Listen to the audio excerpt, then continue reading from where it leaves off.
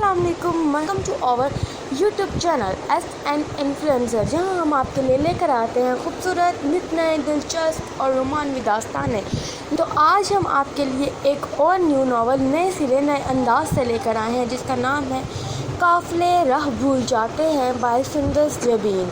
इस हमारे वीडियो को लाइक, चैनल को सब्सक्राइब और बेल आइकन के बटन को दबाना मत भूलिएगा, ताकि हमारे न्यू आने वाली वीडियोस का नोटिफिकेशन आपकी स्क्रीन पर जगमगा सके। तो शुरू करते हैं आज की न्यू वीडियो बगैर किसी देरी के। अरबिया, किधर हो भाई? वो जो रट्टा मारने में मगन थी एकदम चौंकी। जी लाला, इसने किताब एक तरफ फेंकी और तेज़ी से बाहर भागी। तवील राहदारी अबूर करते हुए इसे मंसूर मिल गया। किधर है सब? वो कासा झंझलाया हुआ लग रहा था। आपको कोई काम है तो मुझे बताएं। अच्छा, फिर खाना लगाओ। फैसल आया है, मुझे आवाज़ दे देना। वो हुक्म जारी करता वापस मुड़ गया और भैया तवील सांस लेती किचन की तरफ मुड़ गई। कुछ देर बाद इसने खाना लगाया और ड्राइंग रूम के दरवाजे के करीब आकर हल्के से पुकारी, लाला मैंने खाना लगा दिया है। ठीक है, तुम जाओ। मंसूर की भारी आवाज़ उभरी। वो शुक्र अदा करती वापस आ गई, मगर पढ़ने का सारा मूड गारत हो चुका था। BA में नया एडमिशन लिया था, अगरचे कॉलेज इनके इलाके से पौना घंटे की ड्राइव पर था, और इसके मज़ीद पढ़ने पर मलिक हाउस में कोई इतना खास मादा नहीं था, मगर भला हो मंसूर लाला का तो सबके सामने डट गए। इसने तफील सांस लेकर किताबें बंद की, राइटिंग टेबल सेट की, अलमारी से अपना शब ख्वाबी का लिबास निकाल कर वॉशरूम की तरफ बढ़ी। लिबास तब्दील करने के बाद इसने बालों में ब्रश किया और लाइट ऑफ करने के लिए आगे बढ़ी, और फिर हर बार की तरह इस बार भी इसकी नज़र दाहिनी दीवार पर लगी इस पेंटिंग पर ठहर सी गई। इस तस्वीर में मंजरकशी बहुत अजीब सी थी। माहौल किस कदर पुरस्रार और एक बेनाम सा खूफ। अरबिया की नज़र जब भी इस पर पड़ती थी, वो एक सर्द लहरी खुद में दौड़ती महसूस करती। इसे याद था जब वो घर को नए सिरे से सेट किया था, तो ये पेंटिंग कहीं से तोहफतन आई थी। शुमाई किस्मत की वो अरबिया के कमरे में सजा दी गई। तस्वीर में वसी और अरीज सहरा दिखाया गया था, जिस पर काली स्याह रात ने अपना बसेरा कर रखा था। चांद पूरी आबोताब से रोशन था और चांदनी में सहरा की रेत चमक रही थी। चमकती हुई इस रेत के मैदान के ऐन वस्त में एक घुड़सवार था, जो अपने घोड़े को एड़ा लगा रहा था। घोड़े के अगले पैर ऊपर को उठे हुए थे। घुड़सवार का लिबास भी स्याह था और मुस्तैद उदास ने अपना चेहरा स्याह ढाने से ढका हुआ था, जो कि तस्वीर की कशिश और खौफ में इजाफे का सबब बन रहा था। बहुत मुद्हिम अल्फाज में नीचे गोइंग टू रिवेंज, इंतकाम के लिए रवाना दर्ज था। इस वक्त भी वो अजीब सी कैफियत का शिकार होकर लाइट ऑफ करके बिस्तर पे आ गई। पता नहीं वो घुड़सवार कौन सा बदला लेने कहाँ जा रहा था। सोचते सोचते वो कब नींद की वादी में उतरी, इसे खबर ही ना हो सकी। स्याह तार कूल की सड़क पर बड़क रफ्तारी से दौड़ती हुई BMW ने अपना रुख कच्ची सड़क की तरफ मोड़ा, तो टायर एक लम्हे को जोर से चरचराए, फिर इंजन गिराया और गाड़ी फराटे भरती हुई हवेली की तरफ बढ़ने लगी। शाम को धुंधलाकर हर सोच रहा था। कच्चे रास्ते, दो रवि लगे बड़े बड़े सफ़ेद और शीशम के दरख्त खामोश और साख्त खड़े थे। माहौल इस वक्त सिर्फ परिंदों की शोर से गूंज रहा था। साए लंबे होते हुए बतदरीज सिमट रहे थे। आखिरकार गाड़ी सुर्खों स्याह इंतजाज से मजीन मार्बल से बनी हवेली के सामने रुक गई।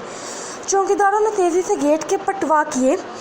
गाड़ी स्याह बहरी की रविश पर चलती हुई पोर्टिको की तरफ बढ़ गई। निसार ने तेज़ी से बढ़कर दरवाज़ा खोला। सलाम शाह साईं, इसने अदब से सलाम किया। स्याह शलवार कमीज़ में मलबूस, कंधों पर अजरक ओढ़े शाह फैसल ने जवाबन सिर्फ सर हिलाने पर इत्तफाका किया। इसके कदम तेज़ी से मर्दान खाने की तरफ बढ़ रहे थे। निसार के कदम इसके साथ देने की कोशिश में हाँप रहे थे। हवेली में सब खैरियत है? इसने अपने मखसूस बारोक और गरजदार लहजे में पूछा। जी साईं, सब खैरियत है। शाह फैसल किधर है? इसने अगला सवाल दागा। निसार एक लम्हे को गड़बड़ाया।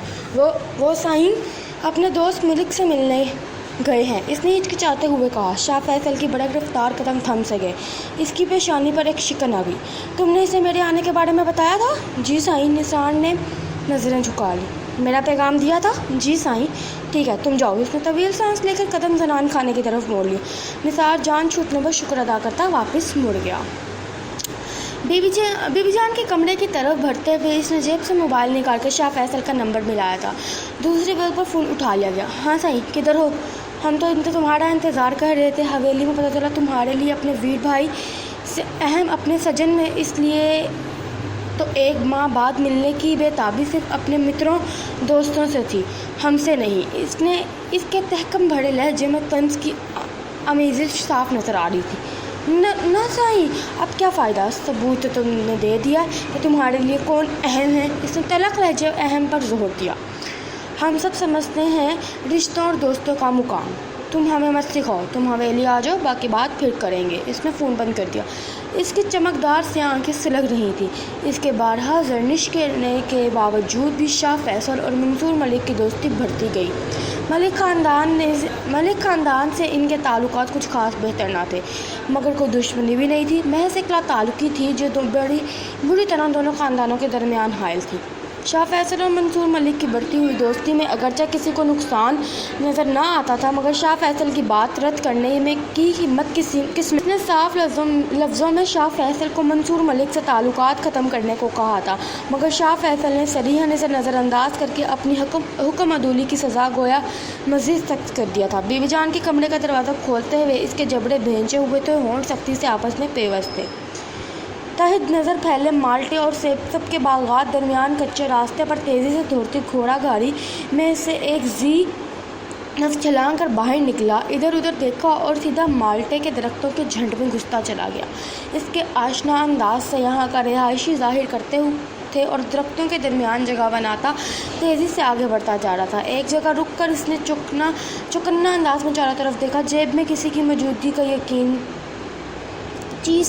کا یقین کیا اور اپنے لیے ایک مناسب مورچہ تلاش کرنے لگا. کچھ دیر بعد اس کی نگاہیں ایک قدرے نیچے کو جھکے اور پھیلے ہوئے درخت پر جا کر رک گئی. سے یقین تھا وہ دونوں یہی ہیں. اس نے اپنی پوزیشن سیٹ کی اور عقابی نگاہ سے چاروں طرف کا جائزہ لیا. پھر اس نے اپنے کان کچے رستے کی طرف لگا دیے جہاں سے جیپ کی آواز قریب آتی محسوس ہو رہی تھی. جوں آواز قریب آتی جا رہی تھی، اس کے اعصاب مزید تنے جا رہے تھے. دل کی دھڑکن بھی بڑھتی ہوئی لگ رہی تھی اور آخرکار وہ جیپ اس کے قریب سے گزر کر قدرے آگے جا کر ترچھی ہوئی اور پھر رک گئی. منصور یار کدھر ہو تم؟ شاہ سائیں میں اپنے گیٹ پر پلکیں بچھائے آپ کا منتظر ہوں. منصور نے چھپے ہوئے لہجے میں طنز کیا. جواباً فیصل نے ایک بلند و بانگ کہا لگایا. فکر مت کرو بابا، ہم تمہاری طرف آ رہے ہیں بلکہ جلوہ افروز ہو رہے ہیں. ہم اپنی رعایا کی صدا خالی نہیں جانے دیتے بابا. فیصل نے ہنسی روکتے ہوئے خالص وڈیرے کے انداز میں کہا. مہربانی سائیں، آپ تشریف کا ٹوکرا لے ہی آئیں ورنہ. منصور نے دھمکاتے ہوئے فون بند کیا. اس کے لبوں پر مسکراہٹ تھی. دونوں کا آج شام شکار کا پروگرام تھا. فیصل کو اسے پک کرنا تھا، جبھی منصور پچھلے آدھے گھنٹے سے انتظار کر رہا تھا، مگر فیصل کا دور تک کوئی نام و نشان نہیں تھا. کئی بار اس کا دل چاہا کہ وہ اپنی گاڑی لے کر نکل جائے، پھر کچھ سوچ کر رک گیا. اس سے کشمکش کے فیصل کی کال آ گئی. کچھ دیر گیٹ پر جیپ کی آواز سنائی دی. وہ تیزی سے باہر کی طرف بڑھا. فیصل دروازہ کھول کر نیچے اتر چکا تھا. منصور آگے بڑھ کر اس سے بغل گھیر ہوا اور پھر مسکراتے ہوئے پیچھے ہٹا. خیریت؟ آج بڑی خوشبوئیں اٹھ رہی ہیں جناب سے. کچھ نہیں یار، ایسے ہی دل چاہا تھا. فیصل نے مسکراتے ہوئے کہا. ٹھیک ہے بھائی، دل ہے، کبھی بھی کچھ بھی چاہ سکتا ہے. اب چلیں؟ منصور نے کہا. دونوں جیپ کی طرف بڑھ گئے. ان کی جیپ تیزی سے کچے راستے پر دھول اڑاتی سیبوں اور مالٹوں کے درختوں کو چیرتی آگے بڑھ گئی. تبھی نہ جانے کیا ہوا، جیپ ایک جھٹکے سے رک گئی. فیصل نے اسٹارٹ کرنے کی کوشش کی، پھر سے دروازہ کھول کے دونوں نیچے اتر آئے. فیصل جیپ کا بورن کھول کر دیکھنے لگا. تبھی گولے چلنے کی آواز پر منصور نے چونک کر دیکھا. ارد گرد کوئی نظر نہیں آیا تو اس نے اپنا روسی ساختہ بریٹا نکال لیا اور فائر کیا. کوئی گولی نہیں چلی. مجھے لگتا ہے اس کا ٹریگر میں کوئی مسئلہ ہے، منصور نے ریوالور کو دیکھتے ہوئے کہا. ابھی چیک کر لیتے ہیں. فیصل نے اس کے ہاتھ سے ریوالور لے کر دیکھنے لگا. اب اسے چلا کر دیکھو. منصور نے آسمان کی طرف اس کا رخ کر کے ٹریگر دبایا، مگر بے سود. منصور ریوالور دیکھ رہا تھا، پر پتہ نہیں کیا ہوا، فضا میں ایک دم فائر کی آواز سے گونجی. فیصل کے جسم کے ایک جھٹکا سا لگا. اس کے سونے سے خون کا فوارہ سا پھوٹا تھا. منصور نے بے یقینی سے اسے دیکھا تھا. ریوالور اس کے ہاتھ سے چھوٹ کر نیچے گر گیا. فیصل کا وجود لرزا اور پھر پوری قوت سے کچے میں جا گرا اور ساخت ہو گیا. اس کا جاندار وجود پل دو پل میں خاک کے ڈھیر میں مل گیا. درختوں پر پھڑپھڑاتے پرندے زور و شور سے چیخ رہے تھے. منصور پھٹی نگاہوں سے فیصل کو دیکھ رہا تھا، جس کی ساخت آنکھوں میں حیرت گویا جم کر رہ گئی تھی. خوف سے پوری شدت سے اس پر حملہ کیا تھا. میں نے نہیں مارا. وہ پلٹ کر طاقت اور وحشت سے بھاگا. सेबों और माल्टों के दरख्तों के ऐन वस्त में खड़ी जीप और इसके साथ परी फैसल की लाश के बिल्कुल साथ वो रिवॉल्वर गिरा पड़ा था जिस पर मंसूर की उंगलियों के निशान बहुत वाज़ेह थे। फिजा में माल्टों की खुशबू के साथ एक बू भी फैल रही थी और वो थी मौत की बू, जो कि फैसल के खुशबूदार वजूद से उठ रही थी। शाह महमूद के दो बेटे थे, शाह फैसल और शाह फैसल। इनका शुमार गांव के वडेरों में किया जाता था। शाह महमूद पंचायत के पंच थे और अपनी इंसाफ पसंदी की बिना पर पूरे गांव में इज्जत की निगाह से देखे जाते थे। इनकी अपनी ज़मीनें और बागात थे। लाहौर में 3 फैक्ट्रियां चल रही थी। शाह फैसल ने एग्रीकल्चर में मास्टर्स किया था। इसकी ज़ात की सबसे नुमायां शनाख्त भी था इसका गरूर। चलता तो यूं था जैसे सल्तनत फतह कर लेगा, बोलता यूं था जैसे इसके सामने की इसकी हकीर तरीन राया खड़ी हो, देखता तो यूं था जैसे आंखों से रूह खींच लेगा। इसकी शख्सियत को अगर 2 लफ्ज़ों में बयान किया जा सकता तो शायद यही था, मुजस्सिमे गरूर। इसका गुस्सा इतना सख्त और तेज था कि बाज़ दफ़ा तो शाह महमूद भी घबरा जाते थे। इसके बाद शाह फैसल था। MBA पार्ट 1 का स्टूडेंट, बला का शरीर, बिजला, सेंच और जिंदा दिल। अक्कर तो जैसे से छू के नहीं गुजरी थी। सही मायनों में वो शाह फैसल की उल्ट था। फ़िरोज़ मलिक का शुमार भी इलाके के बाअसर शख्सियात में किया जाता था। वो गांव के अंदरूनी मामलात से हमेशा लाताल्लुक़ और बेखबर रहे थे। इनके 2 ही बच्चे थे, मंसूर मलिक और अरबिहा मलिक। मंसूर इनके साथ लाहौर वाली फैक्ट्री में होता था, जबकि अरबिहा ने BA में नया एडमिशन लिया था। 19 साल अरबिहा में जैसे मंसूर की जान थी। वो बहन से बेतहाशा प्यार करता था। इसका सबसे बड़ा सबूत यही था, इसने सबसे बाकायदा टक्कर लेकर इसे आगे एडमिशन दिलवाया था। घर में कोई राज़ी ना था। इनकी फैमिली में लड़कियों को इतना आगे पढ़ने का रवाज ही नहीं दिया गया था, मगर मंसूर सबके आगे डट गया था और यूँ इस वक्त वो 3rd ईयर की स्टूडेंट थी। पूरे इलाके में एक तूफ़ान सा आया हुआ था और वो था शाह फैसल की मौत का तूफ़ान, जिसने हवेली की बुनियादें हिला डाली थी। शाह फैसल तो बिपरा हुआ शेर बना हुआ था। इसका बस चलता तो मंसूर मलिक समेत इसके पूरे ख़ानदान को आग लगा देता और ये शाह महमूद की कमाल कुव्वत बर्दाश्त थी, जिसने अभी तक इसका ज़ब्त का पैमाना लबरेज होने न दिया था। आज शाह फैसल की मौत को 3रा दिन था। पंचायत बैठ चुकी थी तो तमाम सबूत और गवाहों को मंसूर मलिक के खिलाफ थे। यकीनन वो सज़ा का मुस्तहिक ठहरता, मगर तब जब वो मौजूद होता। इसी दिन इसी वक्त फरार हो चुका था वो, ताहाल इसका नामो निशान नहीं मिला था। शाह फैसल के आदमी पागल कुत्तों की मानंद हर तरफ इसकी बू सूंघते फिर रहे थे, मगर वो हनूज लापता था। इसे अंदाज़ा ये भी लगाया जा रहा था कि लाजमन वो इलाका गैर की तरफ से निकल गया है। हवेली के मर्दान खाने में इस वक्त गर्मा गर्म बहस छिड़ी हुई थी। तमाम सरकर्दा अफराद मौजूद थे। पंचायत का फैसला सुनाया जा चुका था। यह नामुमकिन है बाबा साईं, फैसल की धार गूंजी थी। खून को ठंडा रखो साईं, ये फैसला हो चुका है और याद रखो ऐसे कितने ही मामलात के फैसले हमने भी ऐसे ही सुनाए थे। बाबा साईं का लहजा पुरसकून था। आपका मतलब है हमें अपने भाई का खून की कीमत नहीं लूं, बेगैरत बन जाऊं? वो पागल होने को था। वो सारा रास्ता ज़्यादा बेहतर है, दूसरा रास्ता ज़्यादा बेहतर है। तुम फ़िरोज़ मलिक की बेटी से कमरे की निकाह कर लो, इसके चचा शाह फुरकान ने कहा। देखो फैसल बेटा, मुजरिम फरार हो चुका है, इसलिए फैसला यही किया गया है, खून बहा की रकम या लड़की आगे जो तुम मुनासिब समझो। इस बार से समझाने वाले मामू फराज थे। मेरे फैसल का खून इतना अर्जा नहीं है कि मैं इसकी कीमत लूँ, वो गड़ाया था। आंखों में पहली सुर्खी इसके रात जगों और गजब की गुमार थी। हाँ, लड़की पर समझौता हो सकता है, वो लब भेजते हुए बोला। सब ने एक नामामूल सी तस्कीन भरी सांस ली। अब एक नई बहस छिड़ गई थी। दूसरी तरफ मलिक हाउस पर भी एक क़यामत टूटी हुई थी। फ़िरोज़ मलिक के कंधे झुके हुए थे। वो पंचायत का फैसला सुनकर आ गए थे, मगर जाने क्यों उन्हें यकीन था कि वो रकम का मुतालबा हरगिज़ नहीं करेंगे। वो शाह महमूद के ख़ानदान को जानते थे। इनके गैरत का तकाजा यही था कि वो रकम कतन कबूल ना करे। वैसे भी इनके पास दौलत की कमी ना थी। जैसे ही फ़िरोज़ मलिक दूसरी तरफ से सोचते, इनका दिल कि नाजुक रगें टूटने लगती, क्योंकि इस तरफ इनकी इकलौती नाजुक पली बेटी अरबिहा थी। मलिक हाउस में दाखिल होकर इन्होंने किस हौसले से सबको पंचायत का फैसला सुनाया था, मगर जैसे जब्ती हद खत्म हुई वो डरे से गए और फरजाना मलिक तो जैसे साक्षी हो गई। मेरी बच्ची का क्या कसूर है मलिक साहब, वो रोते हुए पूछ रही थी।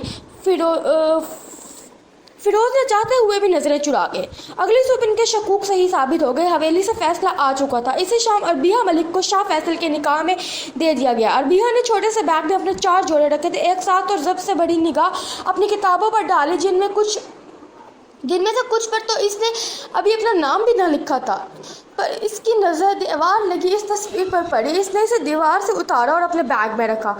रुखसत करते हुए इसने माँ से कहा था वो समझ ले इसे अपनी ज़िंदगी भाई के ऊपर सदका कर दी। आज इस हवेली में आए दूसरा दिन था। इसने अभी तक शाह फैसल को नहीं देखा था। आज मुलाजमीन की फुर्तियाँ और हवेली में होने वाली हलचल बता रही थी वो वापस आ रहा है। हवेली में सबका रवैया इसके साथ अच्छा नहीं था तो बहुत बुरा भी नहीं था। बीबी जान ने इसे मुख्तसर सी बात की थी और किसी कमरे को जाने का कहा था। दोपहर के खाने के बाद जब शाम की तैयारी होने लगी तो वो खामोशी से बीबी जान के पास आ बैठी और देर लग तस्बीह पे कुछ पढ़ रही थी। फैसल पहुंच चुका है, इन्होंने इसे बताया। एक नामामूल सर्द लहर इसके अंदर दौड़ गई। पता नहीं वो कितना गुस्सीला और तंदखो था, शायद इतना जितना इसने सबसे सुना था, शायद इससे भी ज़्यादा। वो जान गई कि वो शाह फैसल से बेहद प्यार करता था, जान छिड़कता और इस पर अब क्या करेगा वो इसके साथ।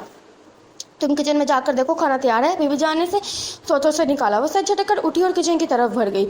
सब इंतज़ाम देखकर वापस आते हुए एकदम रुक सी गई। अंदर से बातों की आवाज़ आ रही थी, बीबी जान की आवाज़ के साथ एक मर्दाना आवाज़ जो यकीनन शाह फैसल की थी।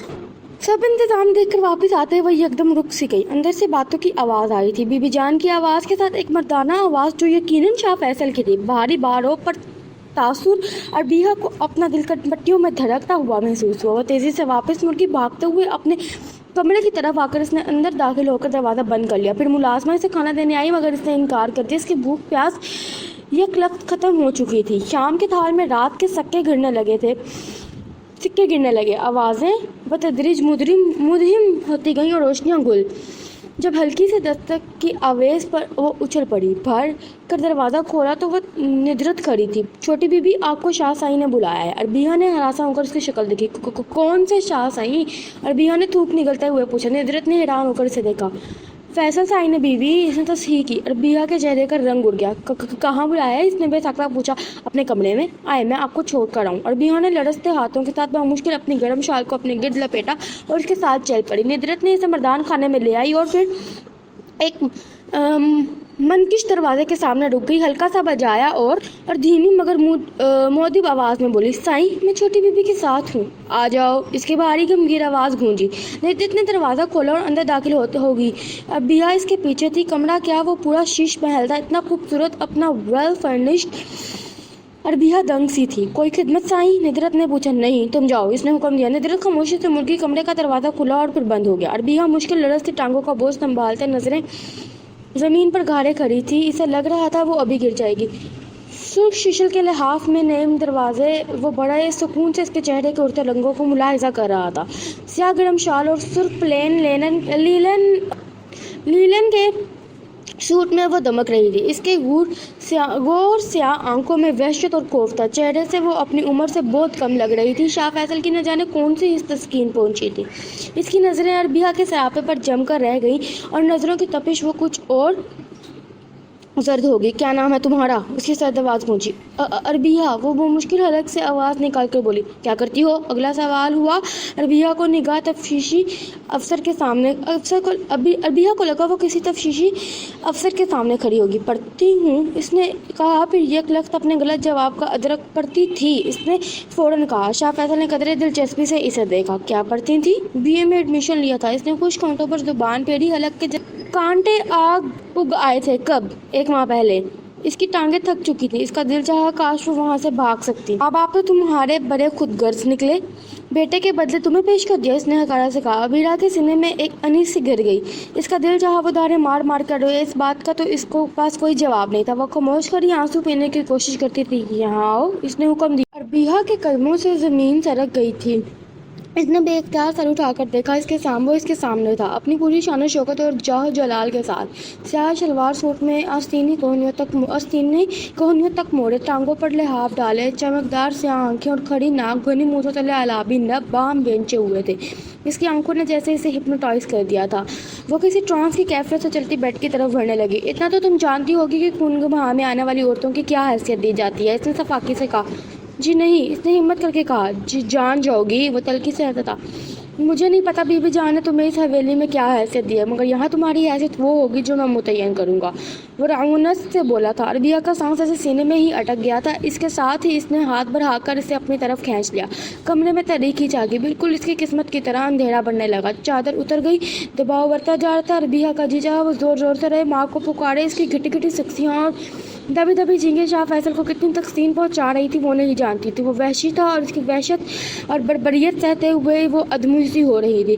اس نے اتنی گندی زبان بول رہا تھا کہ عربیہ کا دل چاہا کاش وہ اپنے کان بند کر سکتی۔ روتے گڑگڑاتے ہوئے اس نے کتنی بار اس سے رحم کی بھیک مانگی تھی۔ رحم شاہ سائیں رحم، وہ مر رہی تھی۔ جواباً الٹے ہاتھ کا ایک بھرپور تماچا اس کے گال پر پڑا تھا۔ عربیہ نے اپنے منہ میں خون کا ذائقہ گھلتا ہوا محسوس کیا۔ تیرے بھائی نے کیا کیا تھا؟ وہ گڑایا تھا، بالکل کسی بھوکے بیریئر کی مانند۔ وہ چینک اٹھی کے بعد اب برداشت اور ضبط کی حد سے نکل چکی تھی۔ اس کی ہذیانی چینکیں سن کر جیسے وہ اب اور درندگی پر اتر آیا تھا۔ درد کی آخری حد کو چھوتے وہ اس نے کب حواس گنوائے اسے خبر نہ ہوئی۔ آؤ جانچ لیتے ہیں درد کے ترازو پر، کس کا غم کہاں تک ہے، شدتیں کہاں تک ہیں۔ کچھ عزیز لوگوں سے پوچھنا تو پڑتا ہے آج کل محبت کی قیمتیں کہاں تک ہیں۔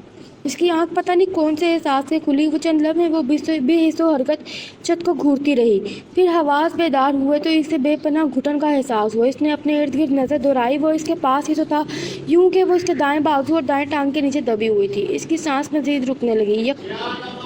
یک لخت رات کے مناظر اس کے ذہن کے پردے پر لہرائے، خوف کی ایک سرد سی لہر اس کے پسینے میں نہلا گئی۔ یا اللہ، میں زندہ ہوں، ابھی تک کیوں ہوں میں زندہ؟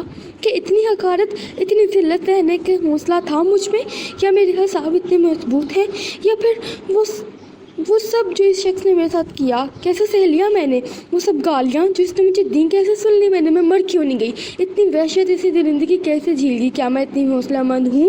وہ حیران تھی، بے حد حیران، اتنی تزیل اور ایسی بے بسی، اتنی سواکی اور جنون، ایسے اپنے ارد گرد لپیٹا اس کا بازو کسی ناک کے مانند لگا، اس کے سر درد سے پھٹ رہا تھا، ہر عضو میں بھر جانے والی حسرت اس کے رگ و جان کو توڑ رہی تھی، کتنے بے آواز آنسو اس کے گالوں پہ بہتے بالوں میں جذب ہو رہے تھے۔ سچ کہا تھا شاہ فیصل نے، حیثیت کا تعین حقیقتاً ہو چکا تھا۔ کیا حیثیت دی گئی تھی اسے؟ شاہ فیصل نے ایک رات میں ہی عملاً اپنے رویے سے سمجھا دیا تھا۔ میرے باہر جنگل تھا اور میرے اندر آگ نکالوں سب جل جائے، آگ چھپا لوں خود جل جاؤں۔ کتنے ڈھیر سارے دن بیت گئے، عربیہ کو یاد نہیں تھا، وہ اس نے دنوں کا حساب رکھنا چھوڑ دیا تھا، شاید اس قید خانے میں وقت کے شمار کا تصور ہی نہ تھا۔ زندگی عین اس انداز میں بسر ہو رہی تھی جس طرح شاہ فیصل چاہتا تھا۔ اس کی حیثیت کا تعین ہونے کے بعد وہ تمام مراحت سے بھی مجتنح قرار دے دی گئی تھی۔ اس وقت وہ بالکل اسی انداز میں رہی تھی جیسے دیگر خادمائیں رہتی تھیں۔ ان سب کی طرح وہ صبح 5 بجے اٹھ جاتی، کچن کا سارا کام اس کے ذمہ تھا، وہ برتن صاف کرتی، دودھ ابالتی، آٹا گوندھتی اور بوقت ضرورت سبزی وغیرہ کاٹ لیتی۔ سالن بنانا ندرت کا کام تھا۔ اس کے علاوہ شاہ فیصل کی ساری ذمہ داریاں بھی اس پر تھیں۔ وہ ملازموں کے ساتھ ہی کھاتی پیتی تھی، یا پھر وہ شاہ فیصل کا بچا ہوا کھاتی، بالکل عام کسی بھی حد تک واضح کپڑے پہن لیتی۔ سارا دن گدھوں کی طرح مشقت کرنے کے بعد اس کے پاس یہ حق بھی نہ تھا کہ وہ 2 گھڑی لیٹ کر کمر سیدھی کر لیتی۔ اس رات اسے کھانے کے برتن صاف کرتے ہوئے اس ساتھ کچن میں صاف کرنا ہوتا تھا۔ سونے کے لیے اسے بہرحال شاہ فیصل کے کمرے میں جانا ہوتا تھا۔ یہ شاہ فیصل کا حکم تھا جس سے سرتابی سے مجال نہ تھی۔ شاہ سائیں کھانا، اس نے بڑی سی ٹرے ٹیبل پر رکھی اور مدھم آواز میں کہا۔ وہ کمپیوٹر پر کام کر رہا تھا۔ جاؤ، اس نے سر اٹھائے بغیر حکم دیا۔ وہ خاموشی سے چلتی باہر آ گئی۔ کچن میں آ کر اس نے وہ ڈھیر برتن دھونا شروع کر دیا جس میں سارا سنک پڑا ہوا تھا۔ مسلسل کام کر کے اس کی کمر دکھ رہی تھی اور ٹانگیں جیسے بے جان ہو رہی تھی، مگر وہ بے حس بنی کام میں لگی رہی۔ احساس جگا کر کرنا ہی کیا تھا؟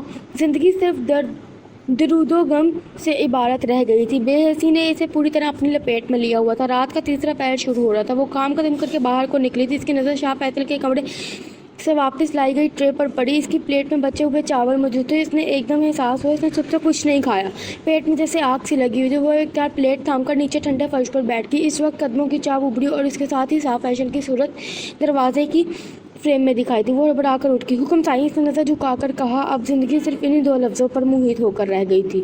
وہ آگے بڑھ کر کچن پر ٹیبل کی گرد رکھی کرسیوں پہ آ کر بیٹھ گیا. بیٹھ جاؤ اس نے حکم دیا. وہ خاموشی سے ان کے پیروں میں بیٹھ گئی. کھانا کھاؤ. اگلا حکم ہوا اور بیا کے ہاتھ مکینکی انداز میں پلیٹ کی طرف بڑھ گئے مگر جانے کیوں ہٹنے والا حلق میں اٹک تھا. آنسوؤں کا گولا حلق سے پھنسا ہوا تھا. شاید وہ ٹانگ پر ٹانگ چڑھائے بڑے کروفر سے یوں بیٹھا تھا جس کا دایاں پاؤں بالکل اربیہ کے چہرے کے قریب تھا. اگر وہ ذرا سی حرکت کرتا تو لازماً اس کا پیر اس کے منہ پر جا لگتا. تذلیل کے احساس سے اربیہ کا چہرہ زرسا ہو رہا تھا.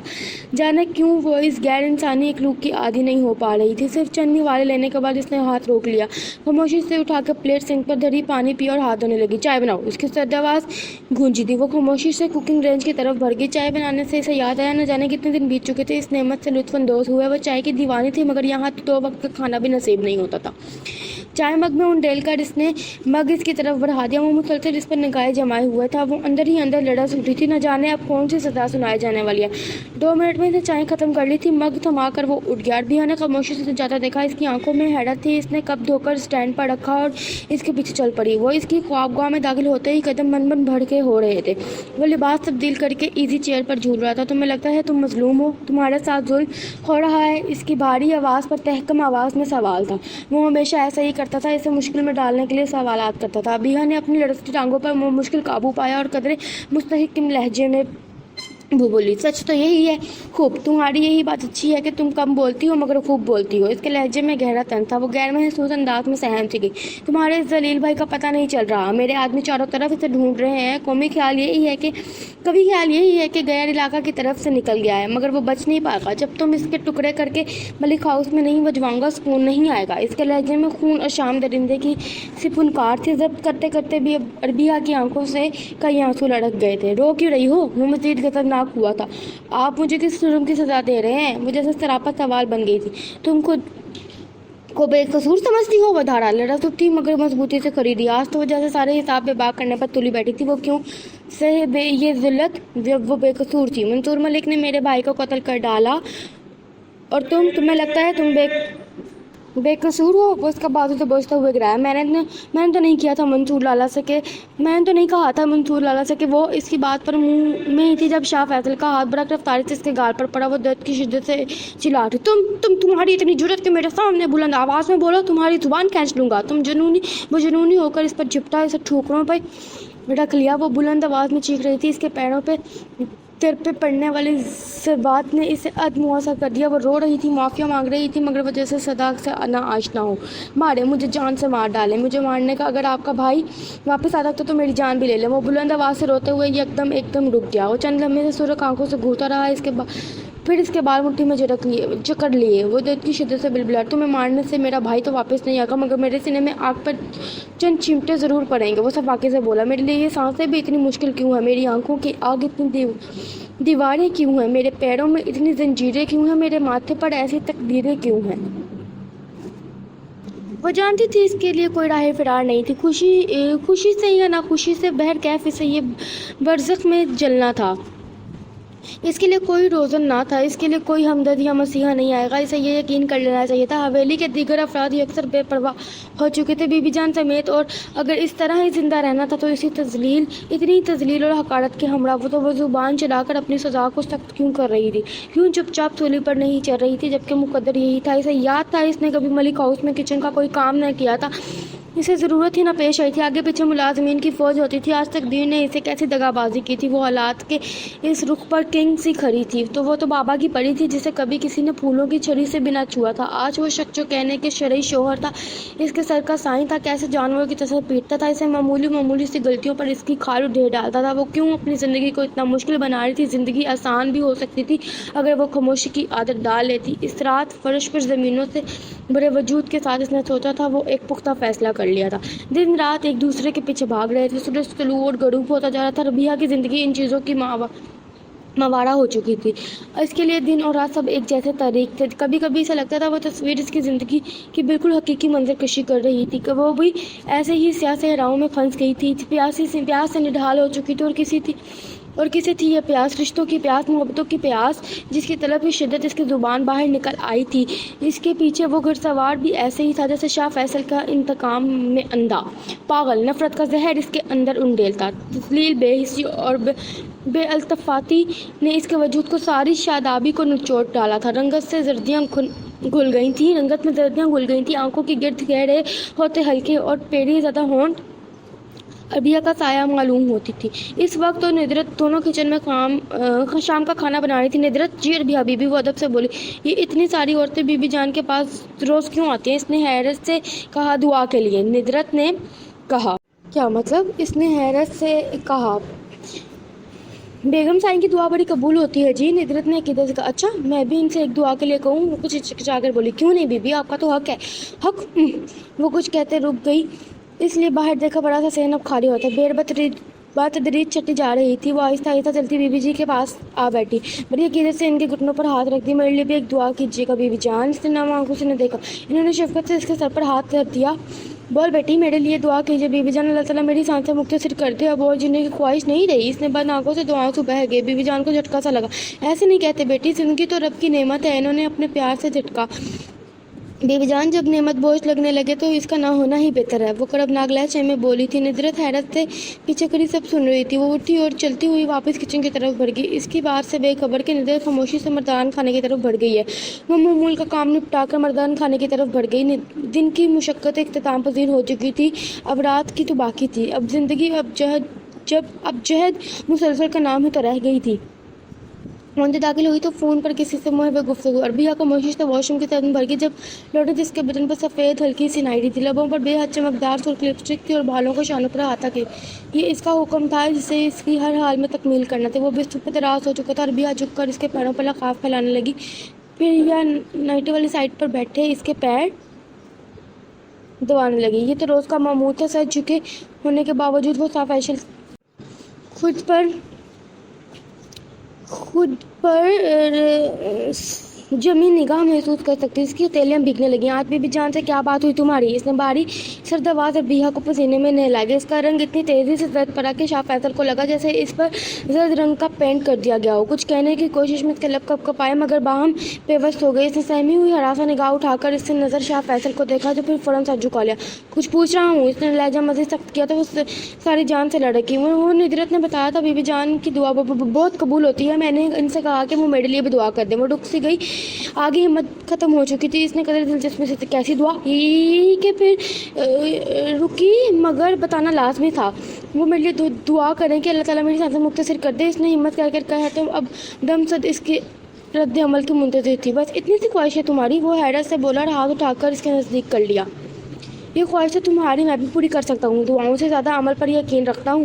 اس کے ہاتھ اس کی گردن پر رینگنے لگا۔ صبیحہ کی سانس رکنے لگی، اس کی آنکھوں سے پانی نکلنے لگا، وہ بھی تو حرکت رہی۔ تمہاری ایک چیز بہت اچھی لگتی ہے، تم فرمانبرداری۔ مجھے یقین ہے میں اگر تمہارے مار بھی ڈالوں تو تم مزاحمت نہیں کرو گی، ہے نا؟ وہ یقیناً چاہ رہا تھا۔ جی سائیں، وہ دھیمے لہجے میں بولی، پورا وجود ہولے ہولے لڑ گیا۔ مجھے ایک بات کی خوشی ہے کہ عربیہ کہ تم اپنی زبان بہت کم استعمال کرتی ہو، اور یہ تمہارے حق میں ایک پلس پوائنٹ بن جاتا ہے۔ جب تم حویلی آئی تھی تو کافی بدتمیز تھی، نہیں؟ اب تو کافی کچھ سیکھ چکی ہو۔ وہ بے رحمی سے اس کے دل کو کچوکے لگا رہا تھا۔ وہ لب کو جلتے ہوئے آنسو روکنے کی کوشش کرتی انتہائی کان ہو رہی تھی۔ اتنا ڈرتی کیوں ہو مجھ سے؟ وہ ایک بار پھر اس کے مشکل سوال کا پھندا اس کے لیے تیار کر دیا۔ کچھ پوچھ رہا ہوں میں تم سے، اس نے کہتے ہوئے عربیہ کو مزید اپنے قریب کیا۔ پتہ نہیں، اس کی سانسیں بے ترتیب ہونے لگیں۔ شاہ فیصل نے لحاف اوپر کھینچا، مکمل طور پر لحاف میں چھپ گئی، پھر پتہ نہیں کیا ہوا، اس کے فراق سینے میں منہ چھپا کر شدتوں سے رو پڑی۔ مت رویا کرو اتنا، اس کا موڈ خراب ہوا تھا۔ عربیہ کی سسکیاں فوراً مدھم پڑ گئیں۔ خود پر قابو پاتے ہوئے وہ سونے کی کوشش کرنے لگی، مگر نیند کہاں آتی۔ عربیہ، اس نے پکارا۔ جی، وہ مدھم سے بولی۔ لحاف کھسکا کر شاہ فیصل نے اس کا چہرہ دیکھا، رونے کے باعث آنکھیں متورم اور ناک سرخ ہو رہی تھی۔ چاند لمحے وہ اسے دیکھ رہا، پھر بازوں میں بیچ لیا۔ کچھ نہیں، سو جاؤ۔ اس کی باہر اس کا لہجہ بدلا ہوا تھا۔ اگلی صبح بہت چمکدار نکلی ہوئی تھی۔ وہ خاموشی سے کمرے سے نکلی، لان میں جانے کی اجازت نہیں تھی، اس لیے وہ جالی کے دروازے کے پاس آ بیٹھی۔ حالانکہ اسے بند کمروں سے ہمیشہ وحشت ہوتی تھی اور ملک ہاؤس میں ہمیشہ اپنے کمرے میں کھلی کھڑکی رکھی تھی۔ وہ ہمیشہ اپنے کمرے کی کھڑکی کھلی رکھی تھی۔ اس وقت ندرت اپنے آنچل میں ڈھیروں پھول سمیٹتے اندر آئی، اسے یوں بیٹھا دیکھ کر چونکی۔ کیا بات ہے بی بی، آپ ایسے کیوں بیٹھی ہیں؟ کچھ نہیں، ویسے ہی۔ وہ اٹھ گئے तुम मुझे इतना एहतराम से मत बुलाया करो निद्रत, मेरी हैसियत तो तुमसे भी गई गुजरी है। वो तलखी से बोली। आप कैसी बातें कर रही हैं बीबी? निद्रत भी हैरान रह गई। ठीक कह रही हूँ। वो वापस पलटी। आज शाह फैसल को लो हो जाना था, इसको तैयार होने में मदद देना था। वो वापस मर्दान खाने की तरफ बढ़ गई। वो कमरे में आई तो बेखबर सो रहा था। इसने आहिस्तगी से इसका शाना हिलाया। शाह साईं उठ जाए, आपको लो हो जाना है, वो आहिस्तगी से बोली। वो थोड़ा सा कफसमुसाया, फिर आंखें खोल। कपड़े निकाल दो मेरे। वो लिहाफ पड़े करता उठ बैठा। जी क्या पहनेंगे? वो लिहाफ समेटते हुए बोली। शलवार सूट निकालो। वो वॉशरूम की सद भरते हुए बोला।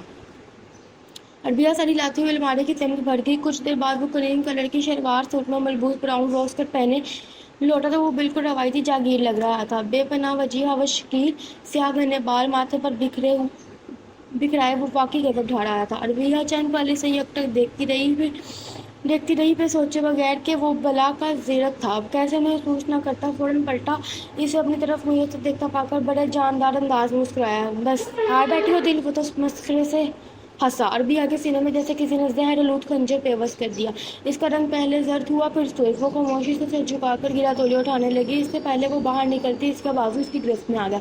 जवाब नहीं किया तुमने मेरी बात का। इसके लहजे में महसूस होने वाली कैफियत थी। दरवाजे पर दस्तखत की आवाज़ से इसने अरबिया का बाजू छोड़ दिया। अरबिया ने बेदर्दी से होंठ काटे। इस वक्त दरवाज़ा खुला और निद्रत अंदर आ गई। सलाम साईं, सब खैर।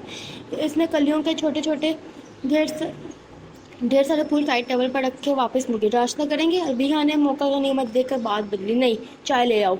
वो भी मुड़कर बाल बनाने लगा। अरबिया शुक्र करती बाहर निकली। थोड़ी देर बाद वो चाय ले आई।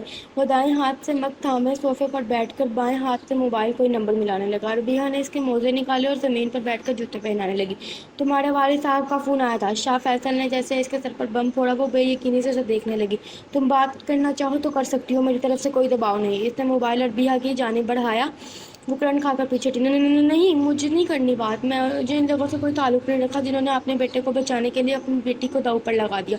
इसका तनफ्फुस बेतरतीब था और बड़ी बड़ी गुलाबी आंखें एक लगातार आंसू से लबालब भर गई। शाह फैसल लापरवाही से शाने झुकाए और मोबाइल जेब में डाल दिया। फ़ी अमान अल्लाह। अरबिया ने इस्तगी से कहा। शाह फैसल के दिल को कुछ हुआ।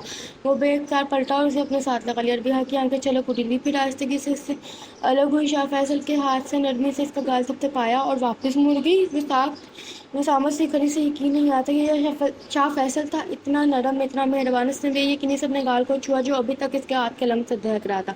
अभी हम मामूल के मुताबिक रात के खाने के बाद किचन साफ कर रही थी जब इसे निद्रत को अंदर आते देखा। तुम यहाँ इस वक्त क्या बात है? अरबिया ने रानी से पूछा। रात के 11 बज रहे थे। निद्रत ने इस तरह अंदाज में उंगलियाँ चिटकाई और परेशानी से देखा। क्या बात है? निद्रत उलझ गई। वो अरबिया बीबी आज फैसल साईं का जन्मदिन है। इसने कुछ झिझकते हुए बताया। अरबिया को झटका सा लगा। क्या?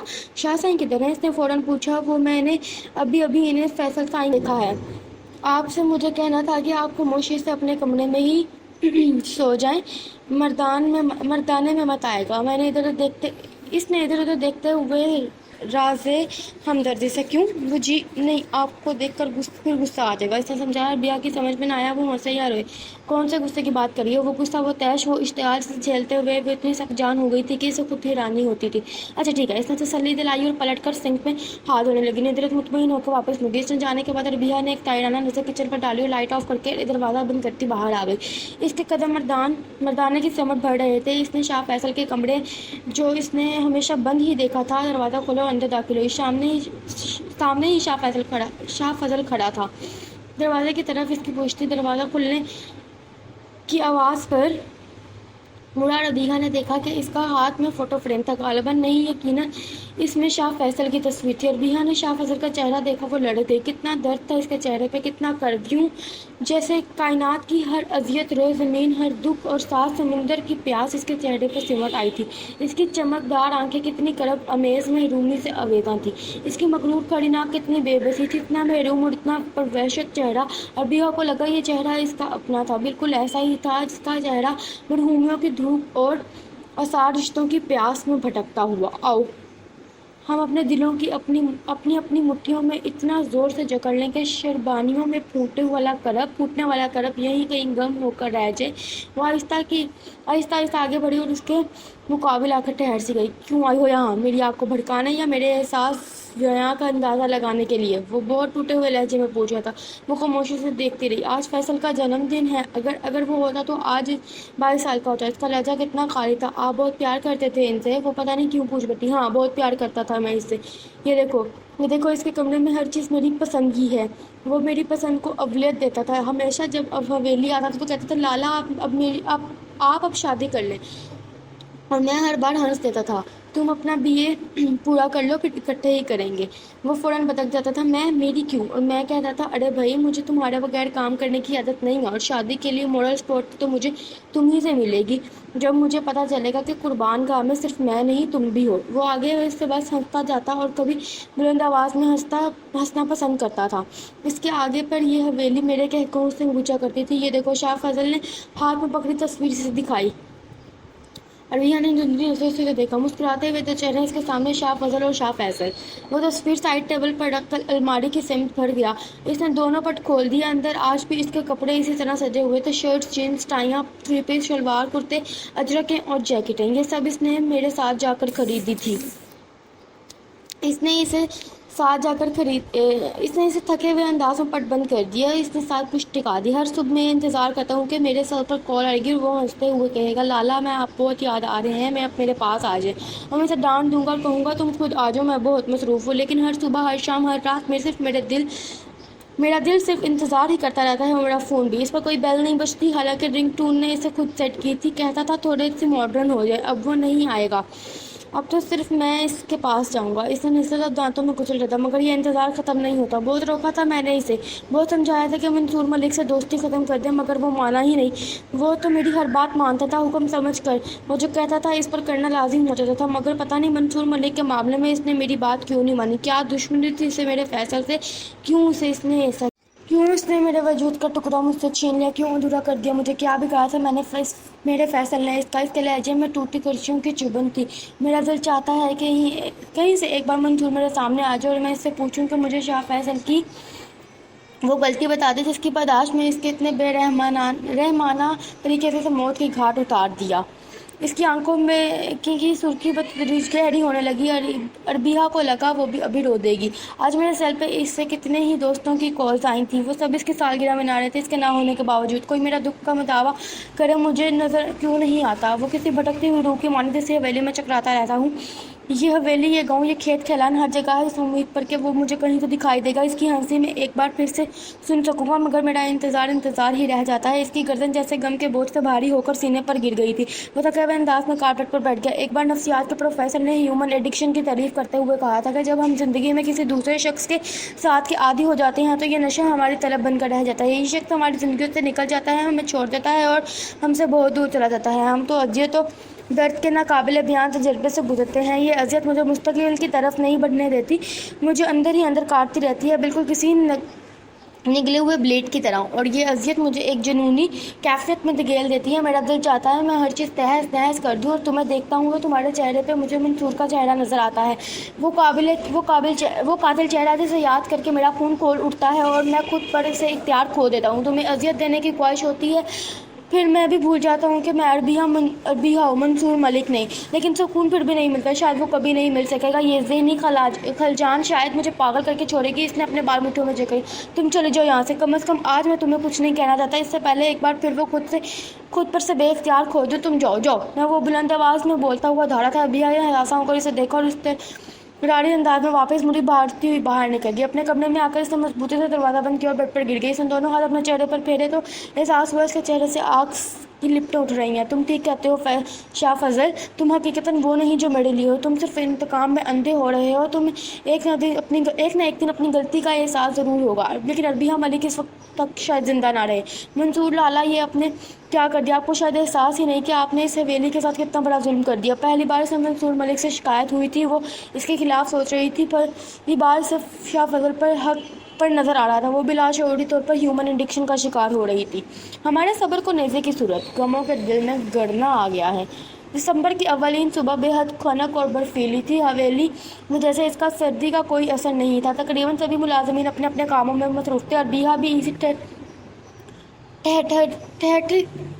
ठहरती हुई सर्दी में किचन में मसरूफ थी। शाह फजल ने के लिए नाश्ता बनाते हुए इसे सर्दी का बायस झरझरी हंसी आ रही थी। इसने बड़ा सा चाय का मग रखा और ट्रे लड़सते हाथों से थामते हुए बाहर की समीत मर्दाने की समत भरते हुए इसने अपना सर्द हाथों में पकड़ी ट्रे मुश्किल थामा हुआ था, वरना इसे यूं लग रहा था ट्रे अब लड़की के तब।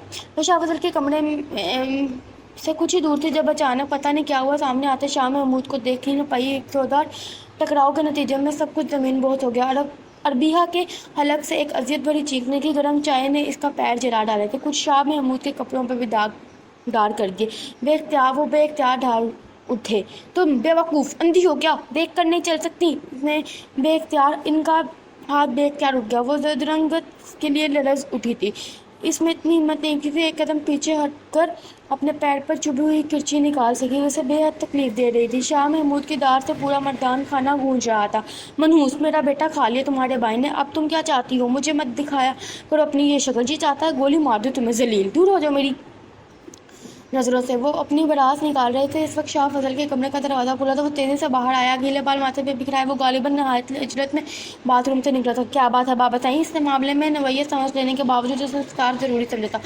इसे चलने की तमीज़ सिखाओ, वो सर्द लहजे में कहते हुए दोबारा अपने कमरे की तरफ मुड़ गए, लिबास तब्दील करने। शाह फजल ने अरबिया को देखा। खतरनाक हद तक जर्द रंगत लिए लड़ते हुए जूत के साथ वो आंसू जब्त करने की कोशिश में निढाल सी और थी। इसने अरबिया का बाजू पकड़ इसे कमरे में ले गया। वो किसी बेजान गुड़िया की तरह खींच चली गई। इसे लाकर अंदर सोफे पर बैठाया और खुद दराज खोलकर इसके पैरों पर लगाने के लिए मरहम ढूंढने लगा। थोड़ी सी तलाश के बाद वो तलुबा मरहम निकाल कर इसके पास आ गया और फिर इस सदी का सबसे हैरत अंगेज वाक़या हुआ। इसके पैरों के नज़दीक छुप कर बैठ गया और इसने उंगली के पोर्ट से मरहम लगाना शुरू किया। जैसे ही इसका हाथ ने अरबिया का पैर छुआ, अरबिया के तन मुर्दा में जैसे जान सी पड़ गई। इसमें बेसाख्ता सिसकी सी भरी और फूट फूट कर रोने लगी। वो बिना कोई रद्द अमल जाहिर किए अपना काम कर रहा था। मरहम लगाने के बाद टिश्यू से हाथ साफ किया और इसके बराबर बैठ गया। अरबिया इधर देखो। इसने हाथ अरबिया के शानों पर दराज करके से करीब किया। क्या हुआ था बताओ मुझे। इसका लहजा नरम था। मैंने जानबूझकर नहीं गिराया, मुझे पता ही नहीं चला। पता नहीं कैसे ट्रे मेरे हाथों से छूट गई। रोते हुए से यकीन दिला रही थी। शाह फजल ने समझने वाले अंदाज में सर हिलाया। फिर चाय इन पर गिर गई, जिस पर इन्हें गुस्सा आ गया। मैं सच कह रही हूँ, मैंने जानबूझ कर नहीं किया। इसने सर झुकाकर शाह फजल ने दायां हाथ के चेहरे के ऊपर किया जो आंसुओं से तरबतर था और फिर यह गलत चौंका। इसकी नज़र अरबिया के गाल पर जंगी अदालत खींच के और भनुओं के बीच एक शिकन आ गई। इन्होंने हाथ उठाया तुम पर। इसके लहजे में जाहिर था कि किस कदर नागवार गुजरा था। अरबिया वे इस बात में सर हिलाया। शाह फजल ने लब बेंचे। इसने अरबिया का हाथ पकड़कर उठाया और बेड तक ले गया। लेट जाओ, तुम ठीक नहीं हो, इसने हुक्म दिया। वो इतने नरम लहजे में अरबिया ढंग से लेट गई और फिर इस पर शुरुक शहल का लहाफ बराबर उठाकर सेंट्रल हीटर ऑन कर दिया। इसके बाद इस निदरत को बुलाकर गर्म दूध और उबले हुए अंडे लाने को कहा। फ़ौरन ही हुक्म की तकमील गई। इसने अंडे और कांटा इसकी तरफ बढ़ाया और खाने लगी और दूध का गिलास पकड़े। इसने घून घूट दूध पिया और गिलास वापस ट्रे में धर दिया। निदरत ने ट्रे उठाई और शाह फजल की तरफ मुड़ी। आपके लिए नाश्ता लाऊं? उसने पूछा। नहीं, अब तुम जा सकते हो, उसने कहा। वो खामोशी से बाहर निकली। उससे बाहर निकलते ही शाह फजल ने दरवाजे का बुलेट चढ़ाया और उसके करीब आ गया। अरबिया पैरों पर लगी मरहम जस्ट हो चुकी थी।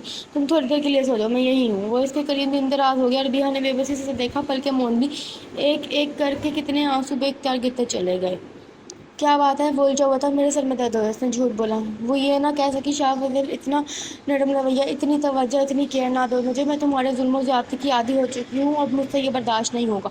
शाह फजल खामोशी से देखकर आया। इसके दिलो दिमाग में एक जंग सी छिड़ गई। क्या ये मजलूम लड़की इस काबिल नहीं कि शाह फजल के तुम कुछ देर के लिए इसे अपने हाथों से नरमी बख्श दो?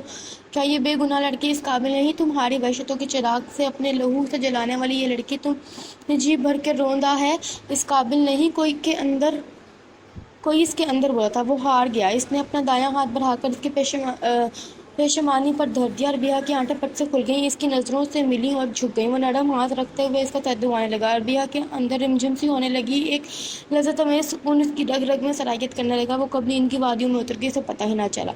मैं एक बात सोच रही हूँ निदरत, इसने रात के खाने में के तेज़ तेज़ चावल चुनते हुए निदरत से कहा। वो जो बड़े ध्यान से सालन पर कुटा धनिया छिड़क रही थी चौकी। क्या बात? क्या? वो रुक सी गई। क्या शाह सही शुरू से ही इतने गुस्से वाले हैं? इसके सवाल पर इतनी सादगी और चेहरे पर इतनी मासूमियत थी कि नुसरत को प्यार आया। नहीं अभी हबीबी, वो बस कुछ संजीदा मिजाज के हैं, मगर इतने गुस्से वाले वाकई नहीं थे। मगर जब से फैसल साईं गए हैं ना, तो किसी ने मुस्कुराता नहीं देखा। हंसता तो जैसे भूल गया। कभी कभी बेगम साईं बहुत रोती हैं, कहती हैं मेरी किस्मत मेरे बच्चों की खुशी ही नहीं, इसके एक के लिए तो सब्र कर लूँ, एक की ज़िंदगी इतनी ही थी, मगर इसका क्या करूँ जो जीता जागता आंखों के सामने है। मगर इस तरह लाशें सा गुमान होता है, ना खुद को सुकून है, ना मासूम बच्ची जिसको मुफ्त में बैठे बिठाए अजाब भुगतना पड़ गया। अरबिया चावल चुन चुकी थी और उसी सिंक में धोने के लिए मुड़ गई। किचन में खामोशी थी। नुसरत आलम को दम लगाकर बाहर भर चुकी थी। वो बड़े मगन अंदाज में हाथ चावलों में डुबोए हुए छिप छिप कर रही थी। बेख्याली में दुपट्टा सर से खिसक कर कंधों पर ढलक आया था। चावल धोकर बाउल शेल्फ पर धरा के अपने पीछे कदमों की आवाज़ सुनकर मुड़ी और हैरान रह गई। इसके एन सामने शाह फैजल खड़ा था। वो कदम चलता इसके सामने। अगर भी आदम साथी से देखती रही। यकलखत शाह फैजल ने हाथ आगे बढ़ाया। वो झुककर पीछे होने लगी जब अरबिया का ढलका हुआ आंचल उठाकर इसके सर पर डाल दिया। चादर औरत की इज्जत होती है अरबिया, अपनी इज्जत की हिफाजत करना सीखो। इसका लहजा मुझे तब वो ताकती से देखती रही। अपनी बात मुकम्मल करके वो रुका नहीं बल्कि चला गया। इसे एकदम ऐसे हवासों में लौट रही और फिर इससे नाकाबिल बयान खुशी को महसूस करने की कोशिश में इसके अंदर फैल रही थी। ये एहसास कितना जाँ फिजा था कि शाह फजल को इसका एहसास तक ना था। वो इससे इज्जत मानता एहसास था, वो इसे इज्जत मानता था। इसे फ़र्क पड़ता था। इसने खिड़की से लॉन के पौधों पे पत्तों पर चमकती धूप को देखा और अपना दिल भी इन्हीं की तरह चमकता दमकता लगा था। पता नहीं ये सब किसी शायद नए जज्बे का नुक्ता आगाज़, शायद किसी नई कहानी का अनवान। तो जी ये था आज का स्टोरी का पार्ट। उम्मीद करती हूँ आपको पसंद आया होगा। ये एक फर्स्ट पार्ट था। इसका सेकंड पार्ट हम आपके रिव्यूज़, कमेंट्स और व्यूज़ पर डिपेंड करता है। जितने अच्छे व्यूज़ और रिव्यूज़ आएंगे उतना अच्छा और उतनी जल्द और उतने अच्छे तरीके से आपको मज़ीद कहानी का अगला पार्ट, इसी कहानी का अगला पार्ट सुनने को मिलेगा। तब तक के लिए अपना ख्याल रखिएगा। उम्मीद है आपको कहानी पसंद आई होगी। फ़ी अमानिल्लाह।